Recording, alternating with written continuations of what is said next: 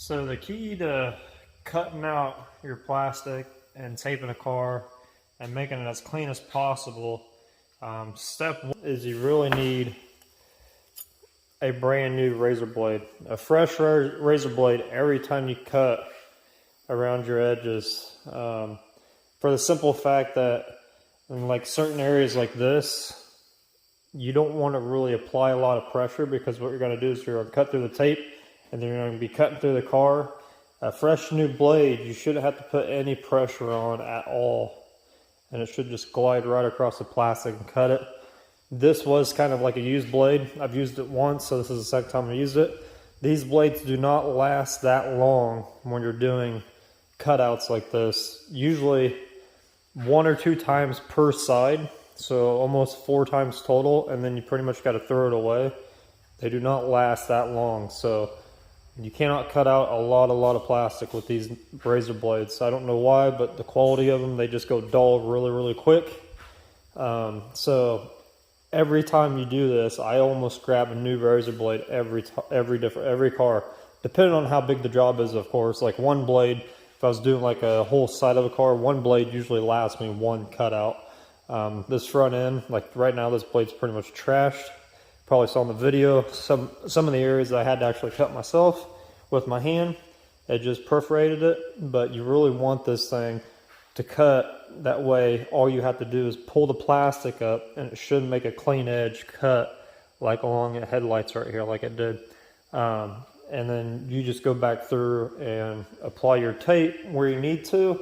I almost do everything, especially if underneath of it is like a panel that you don't want to get paint on it at all, like all this plastic trim and stuff. I always do it in certain areas that it needs the tape. A lot of times I'll do the whole outline in tape, because it's your insurance policy. You don't want any type of paint bleed through. See, like right here, I should put a piece of tape right there, because that little area where these creases are, paint could creep up inside there and get inside there and then underneath of there. But since we have everything off this car, it's not really a big deal. But a lot of times you're going to have to pretty much outline your whole area in tape, just because you want to make sure that it is sealed off correctly. You won't get overspray on the car anywhere at all. So that's just a little key thing. If you're new to this, or if you've been struggling with tape, fresh razor blades go a long ways and make your job 10 times easier. And that's, and then putting the plastic on the car and everything else, that's how you tape the car off, is how you're going to do that. I do the same thing every car, no matter what it is. I tape exactly the same way. I cut it the same way, and I tape it the same way. And it's just over time of me doing it, I've been really proficient and fast at it, and everything comes out really clean, just because I've learned over the times of do's and don'ts. So that's just something that's going to come with you with time. But as long as you have a clean area and your tape is pretty clean and it's not a mess, and you've backmasked the areas that need backmasked, and there's no plastic that's going to blow up on anything when you're painting, you'll be good to go. I mean, that's pretty much, it's the basics of it. You don't need to make it harder than what it seems to be. It's pretty easy stuff. Tape at times can be a hassle. You guys probably saw me mess with the wheel liner here a little bit, because the tape did not stick overnight to this area, so it just pretty much peeled off when I pulled the plastic off. So I went back through and I went underneath the plastic and applied more tape back there, and then just added the plastic back onto where it needed to be. So just take your time, go through it, make sure everything's tight. It's going to stick, because what you're going to be doing essentially is blowing a lot of air pressure over this, and all this stuff is going to be moving a lot when you're painting. So you want to make sure that the air is not going to blow that off of the vehicle anywhere, because if you do that, you obviously need to wait when the stuff is dry on the panel to go messing with it, because if you go messing with tape and plastic on a wet panel, you're going to get dirt on it. You might essentially hit it with your hand on accident. Especially, you don't want to do that when you're clearing, because then it's just going to ruin your whole job.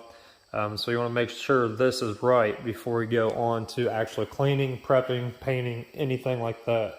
So you want to double check everything, make sure it's nice, tight, ready to go. Now we're pretty much ready to final clean this with wax and grease and get everything ready to paint, mix our sealer up, mix our paint up, and then we'll be ready to clear. Now I'm not going to mess with is building this bridge.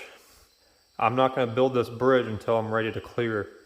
And you'll probably see that in the video if I tape it. When I go to clear, you'll see a piece of paper draped over here like a bridge, because that's when I need to burn in the clear.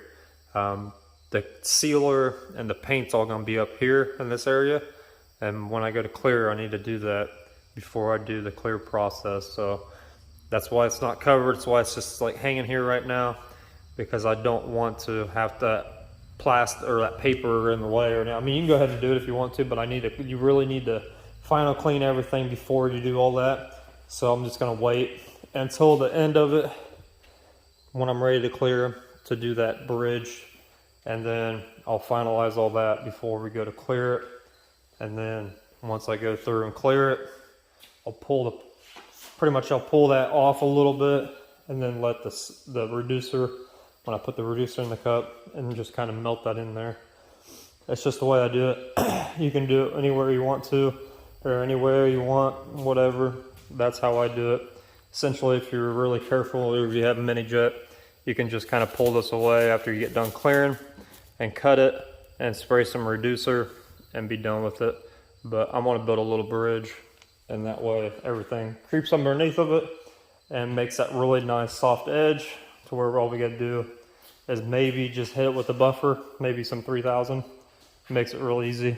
It's not anything that needs to be overcomplicated. It's just the way the paper allows that air to go back through there underneath of it, and it doesn't allow a lot of material back there where you have a hard edge line hitting the plastic or the tape or anything back there.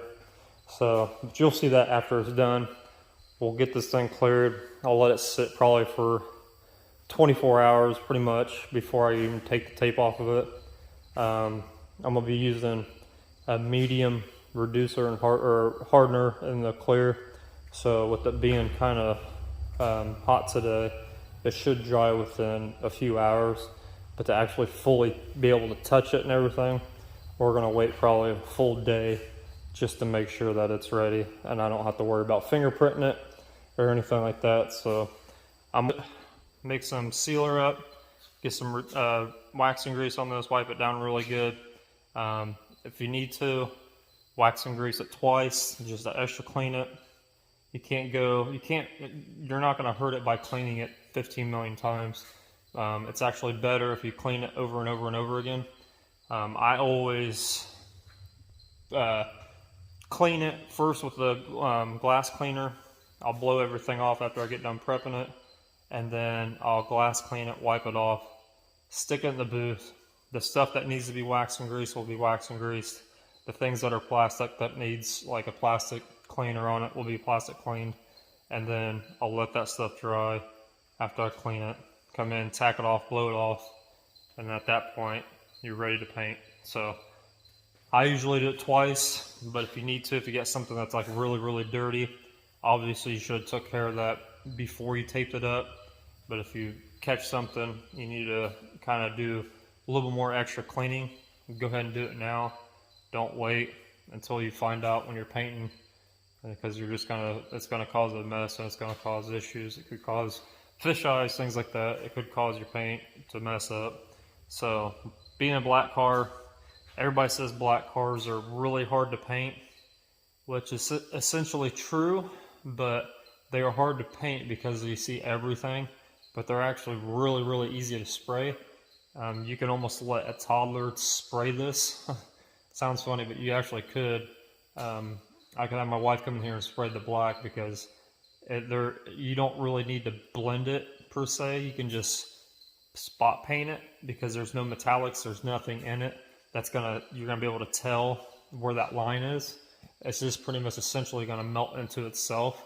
So really, black is the easiest thing to paint, besides keeping it clean. The cleanliness of it is kind of tricky, but as long as you do your steps right, you shouldn't have a problem. You can pretty much close your eyes and spray it. and then make sure it's clean before you clear it, and that's it. So I'm gonna get to it, put you guys on a tripod.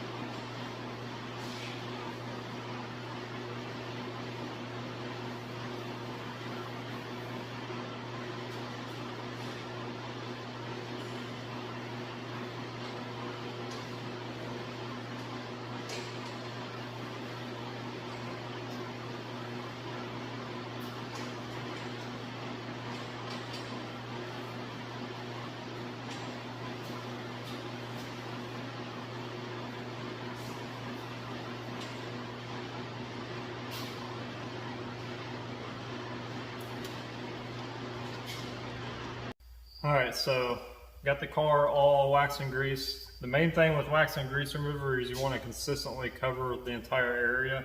My pump, as you saw, it's got a really heavy spray to it. There's really no mist, but if you have one that has like a consistent mist over it, just make sure you cover it. You don't want any splotchiness or anything. You want it all consistently wet. And then you wipe it, and then you want to, like you saw me flip my towel over and then wipe it again multiple times, because you want all that to evaporate out and clean the surface. Now it's going to get kind of loud in here. I'm going to try to put you guys like on a time lapse. I'm going to have my exhaust fan on, the compressor's going to kick on, my automatic drain valve is going to keep going off, but we got everything mixed up. We got our sealer. Since we were spraying at 4.1 when we were doing the primer, this was 4.1 to 2 as a sealer. But first we're going to tack this thing off, and with your tack rags I want to show you guys, they come all like folded and everything. So what you want to do is you actually want to unfold it all the way, and then you want to kind of ball it up. So you want to get this thing all spread out. I've seen a lot of guys just use them straight out of the packages, and you really don't want to do that because they're really sticky, and you want to get it kind of just opened up all the way, and then you want to take it and kind of put it into a bowl like this, because you're really not putting a lot of pressure on when you're tacking this thing off. You're just wanting to put it consistently, like wipe it down a little bit, and then I always use an air gun of some sort, whether it be my gun. Usually don't want to use your gun because it's tip dry and things like that, but sometimes I will do that. But you want to have your air, you want to blow it off at the same time, and you want to consistently wipe it, make sure all the dirt particles are off of it, and then you're ready to spray. So I'm going to put you guys kind of like on a time lapse, like I said, when I'm spraying this thing, but first we're going to spray the sealer.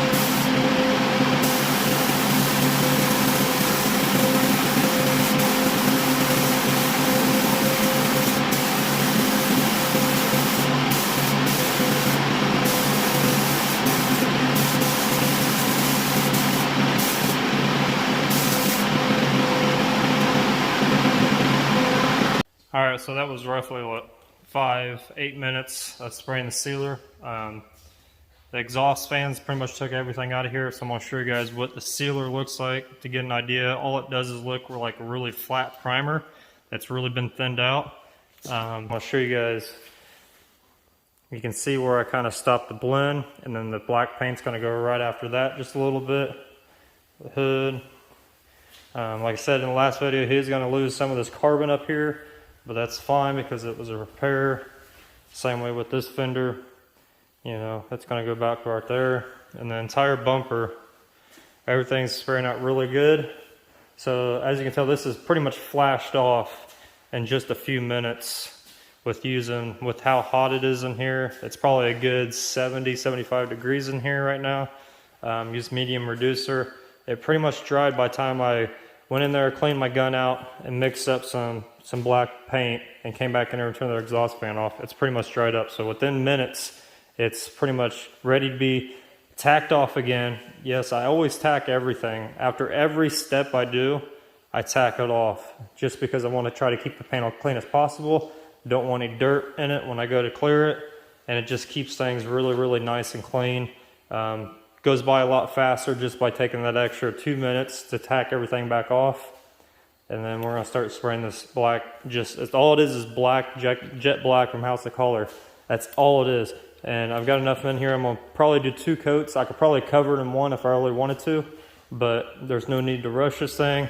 Saturday, nothing else to do, so we're gonna do this. We're gonna do it right. We're gonna let it flash. It's probably gonna be flashed off by the time I get the bumper done. I can get back on here and do the 2nd coat, and then we're gonna let it flash off, tack it off again, and add 2 coats of clear to this thing, and then blend in the fenders down there. So put you guys back on a time lapse. Let's get this black on.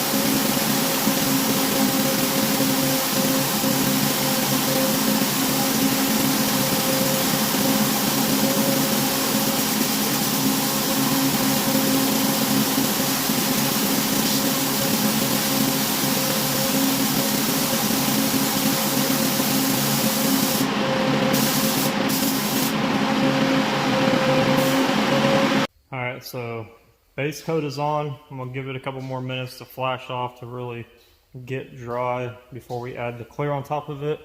I've already went ahead and did the bridge, so I'm going to show you guys exactly what I meant by that. So, all I did was take some paper and just bridged it. The tricky part about this is you don't want this touching the panel, because when I go to clear this, I'm going to clear straight across. And what that's going to do, that air is going to allow it to push a little bit of that material inside of there. And when I get done doing the 2nd coat of clear, I'm going to pull this off a little bit. I'm going to pull it back. And what I'm going to do is I'm going to mist some reducer that I've got mixed up in my cup. And then I'll pull it off and then blend a little bit more in there. So pretty much basically all you do is get a little bit, you don't need much, a little bit of reducer in your cup. And you don't really, when you get done with your last coat, you don't really empty your gun, like you don't shoot off in the air. You pretty much just undo your cup that had clear in it, put this on it, shake it up a little bit, spray it, and let that reducer and clear mix together inside of the gun. And then by the time it hits the panel, it's going to be kind of like it's going to be over reduced clear by that time it hits the panel. So this side's the same way. Had some problem with the air and the turbulence with my exhaust fan up there, so I had to actually redo the plastic. I pretty much taped down this side and tied a knot in the back to get a little bit more tighter, because when you do this, and, it's this close to like plastic or anything like that, you don't want that stuff blowing up, because it is a lot. It's not a lot of air pressure, but then it is for plastic, because plastic will do whatever it wants to do in the wind. So you really don't want that stuff touching after you get done spraying the reducer, because it's just going to mess everything up. And another quick note is when you do this, you don't really need to spray a lot of reducer onto that edge, just because you will end up running it. I've done it in the past a few times, being too much in a hurry and putting too much on. So you kind of just want to mist it on there and then let it just kind of do its thing. You put too much on there, it will run immediately, just like that. I mean, it don't take but seconds. That stuff is really, really thin. So you kind of don't want to be close either. Kind of step away a little bit and just kind of give it a little fan mist and let it do it. Like I said, let it do its thing. But everything else turned out really, really nice. The only thing that I was not able to do on this that I said I was going to do was add the chip guard to the bottom of this. And that's just because there's no store. I forgot I was out of it, and there was no stores around me that had it in stock. So we're pretty much not doing that step of it. So if you guys are wondering why, that is why. We're just going to be going ahead. It's really low to the ground anyways. You don't really see it, even though it would cover up most of that stuff on the bottom, but you're not going to see it. It's going to get beat up too. It's going to hit rocks and things like that, so it's not really a big deal. But everything's turned out really nice on this bumper. So we're going to get to flashing this off, tacking it off, make up some clear, and then putting a clear coat on it.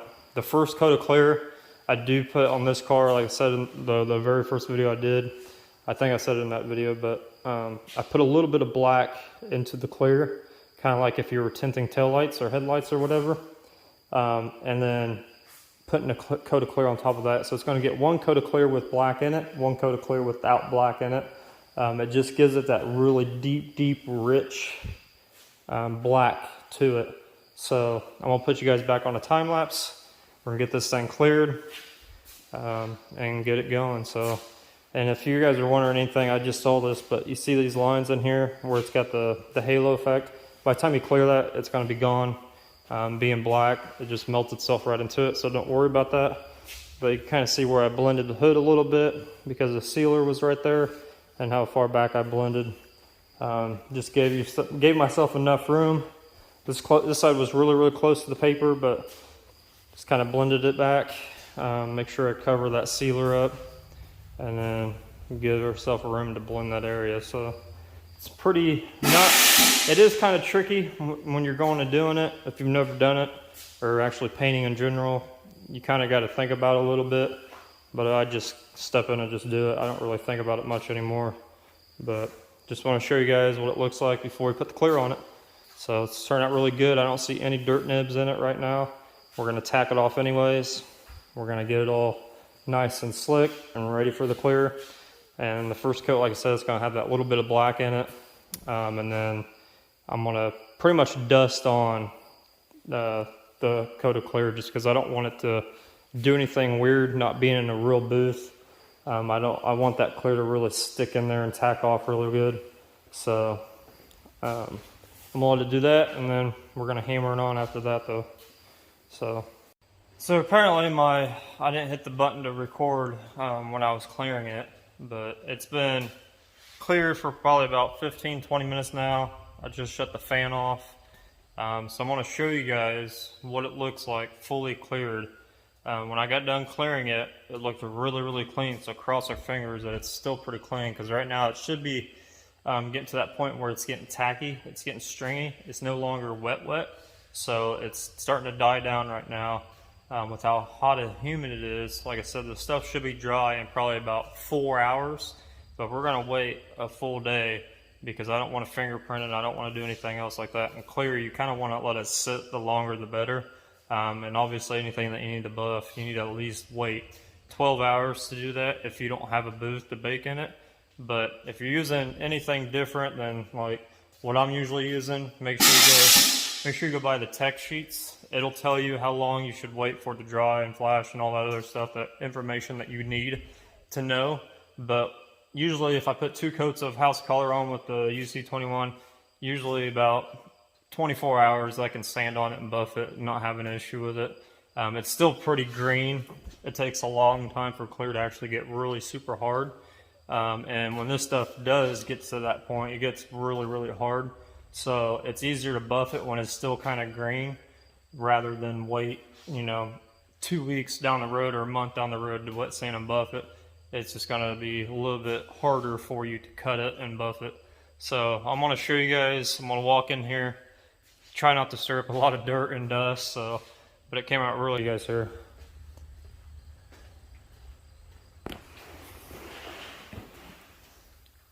So I got my paper on the ground that I ripped off, and then this is what it looks like right now. Like I said, it's been probably about 20 minutes or so. I mean, enough to clean my paint gun out, clean myself up. It does have some dirt up here, you can tell, in the hood portion of it, but that's a given. Same way with the fenders right there. It's got some dirt in it. Definitely has some dirt in it, but it's not bad. Not bad. Nothing that you can't cut and buff out of it, so pretty happy with it. So we're gonna let this sit for probably, like I said, 24 hours, and we're gonna get this thing put back together and done. So really happy with it though.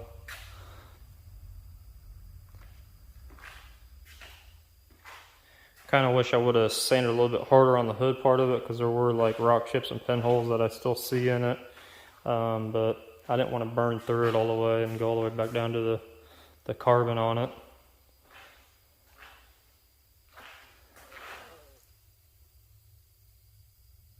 Not bad though. Not bad. And when it gets done, I'll leave it up, tape it up when I go to buff it, because it seems like the hood's going to really need some love. It's got the most dirt in it. Obviously, it's the flat panel.